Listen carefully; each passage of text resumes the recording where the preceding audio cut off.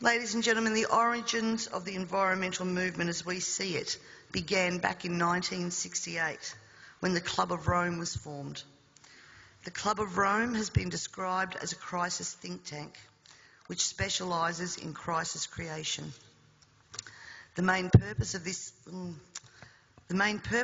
think tank was to formulate a crisis that would unite the world and condition us to the idea of global solutions to local problems. In a document called The First Global Revolution, authored by Alexander King and Bertrand Schneider, on pages 104 and 105, it stated, "In searching for a new enemy to unite us, we came up with the idea that pollution, the threat of global warming, water shortages, famine and the like would fit the bill. All these dangers, of course, will be caused by human intervention that will require a global response."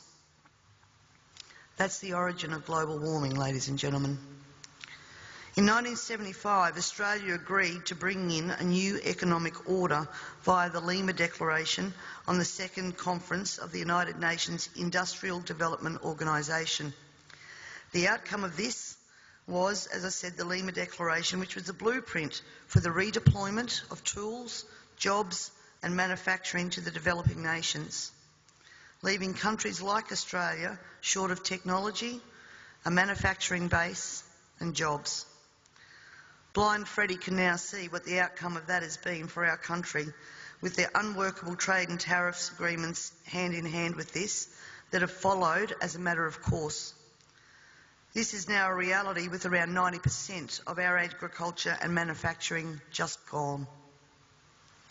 Australia signed the Lima Declaration and hundreds of others with the support of all major political players: Whitlam, Fraser, Hawke, Keating, Hewson, Howard, Rudd, the Democrats, the Greens and even the Nationals.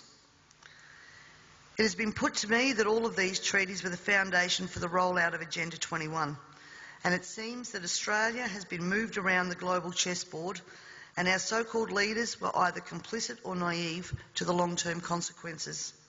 And now we're almost at checkmate.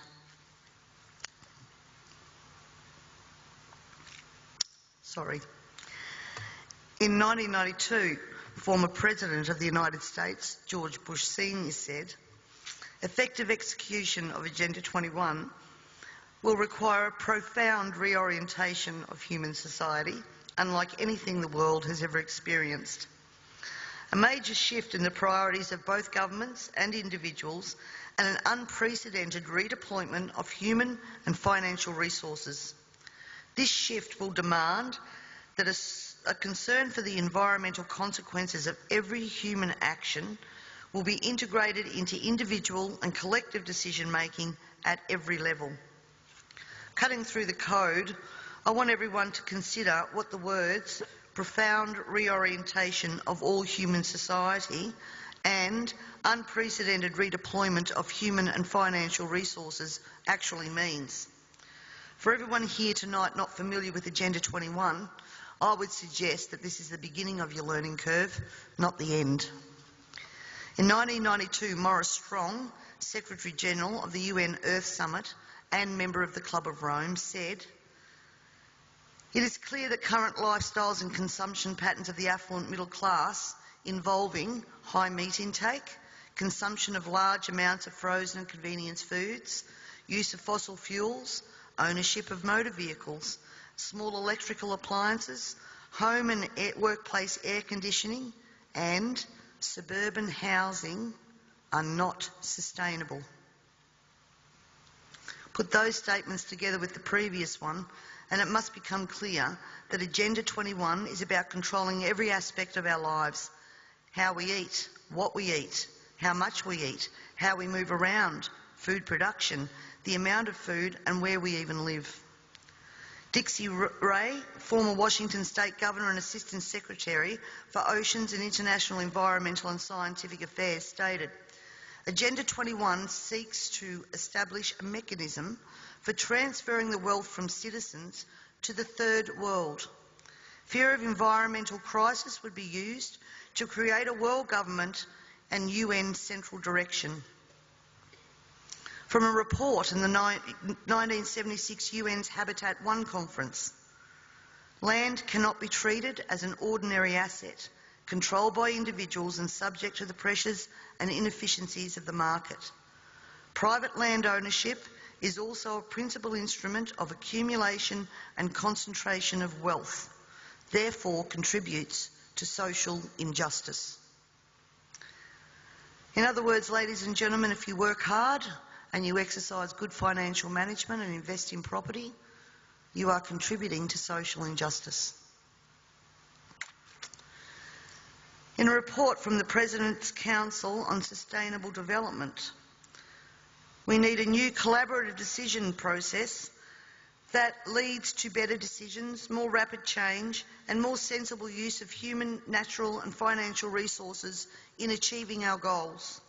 And at the same time, Harvey Reuven, Vice Chair of the Wildlands Project, says individual rights will have to take a back seat to the collective. J. Gary Lawrence, advisor to President Clinton's Council on Sustainable Development, participating in a UN advocated planning process would very likely bring out many of the conspiracy fixated groups and individuals in our society, and here we are. This segment of our society, who fear one world government and UN invasion, through which our individual freedoms will be stripped away, would actively work to defeat any elected official who joined the conspiracy by undertaking Agenda 21. So we will call our process something else. We will call it comprehensive planning or growth management or smart growth. We ended up with sustainable development. The redeployment of human and financial resources has now become visible to us all via the cut to services and programs to assist the sick, the young, the elderly, and of course the creation of another level of poverty now identified by the term the working poor. I was speaking to a person last week and he said to me, if Hitler was still around, he'd be sitting back thinking, I didn't need bullets for a global takeover. And he'd be right. We see daily cash grabbing via new taxes called levies, supposedly because we are cash strapped in this state, and at the same time see big project spending that does not fit with the message that we are in financial crisis. But we the people have to tighten our belt, while the government seems absolutely unaware and unconcerned of the amount of debt that it is accumulating. This in turn means that taxes, levies, fines and other penalties increase, as well as the cost of living rising exponentially, and the ordinary citizen's ability to exist well is compromised with almost every law that we pass. We're constantly paying for so-called services that we don't receive. This is wealth redistribution at the grassroots level, redeployment of financial resources, ensuring only hardship for the citizens who just really want to get on with their lives. The Parliament has also ventured into the rights of people to own and retain their property and manage it without government interference. In particular, the laws around, as Peter said, water allocation, natural resource management, the Native Vegetation Act, Development and Planning Act, which are all equally toxic to our food producers as they are to our long-term security, we city dwellers. Everyone needs to remember we all pay a natural resource management levy on our tax rates. So this is not just going to affect the food producers. The intrusions into our property that Peter was talking about that land producers are going through will roll out into the suburbs and into the city because they have the authority to do that.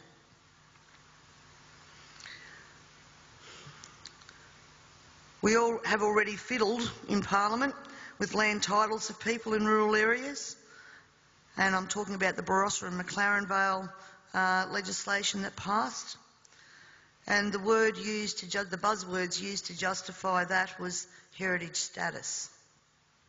At the same time that our right to own and manage our land, have access to water, produce adequate food to ensure that our only option is not to consume often toxic and substandard food from places like China, This government has been working overtime to take away our rights to common law through many pieces of legislation. Common law is what guarantees us an ability to correct injustices. This coming year, I promise you, you will also hear debate over a number of pieces of legislation that will further erode our common law rights. And you have to get behind me on this, ladies and gentlemen, to stop this from going through. As Agenda 21 became more and more apparent to me, I began using the line in Parliament that government was now declaring war on its own citizens. And that goes back as far as 2008. This, of course, led me to being labelled a conspiracy theorist. But here we are now, openly talking about Agenda 21 and the ramifications we will see in a short period of time if this is not stopped in its tracks. Let me just say that I often hear we cannot stop what is happening. Two-party preferred system, vote Labor, vote Liberal, what does it matter? And in fact, that's probably true for the House of Assembly, because that's where government's formed. But ladies and gentlemen, here in South Australia we have the Legislative Council, the House of Review. And my friends, that is where the true power does lie. And the last thing that governments want you to understand is that no matter who is in power, the Legislative Council is there for checks and balances. And when the Legislative Council isn't overly influenced by the major parties, legislation can be blocked.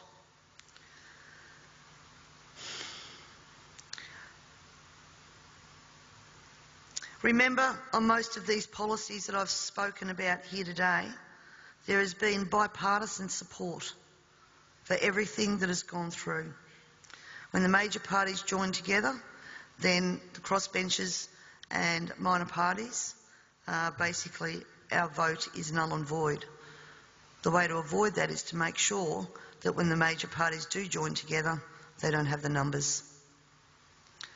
For way too long now, we the people have been asleep at the wheel, and it is time to wake up and participate in the democratic process. And to do that, you need to understand the parliamentary and political system that you are trying to rein in. In 1972, the Club of Rome published the alarmist Limits to Growth document, warning of worldwide overpopulation, the need for sustainable development. This was the beginning of the slow process of social engineering and programming people to accept that the planet is struggling to sustain life. On the 8th of October 1973, the New York Times reported a quote from Ted Turner, also Club of Rome. The social experiment in China under Chairman Mao's leadership is one of the most important and successful in human history. In 1987, Mikhail Gorbachev, also a member of Club of Rome, said, "We are moving toward a new world order, the world of communism, and we shall never turn off that road."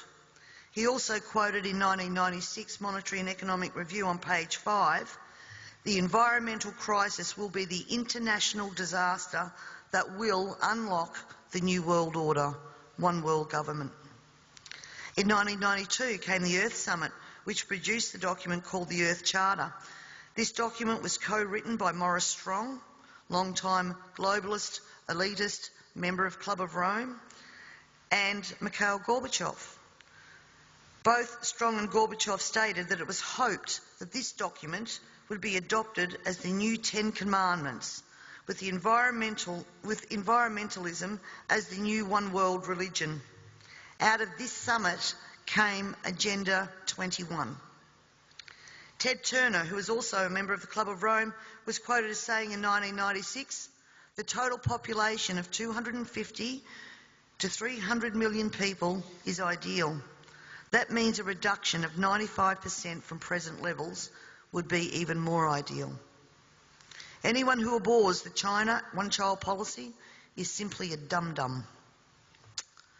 In 1998, the Baltimore Sun reported on July the 7th, most of Ted Turner's first donation to the UN of $22 million went to programs that seek to stall population. Another goal of the depopulation process is that the upcoming generation will submit to sterilisation to save Mother Earth.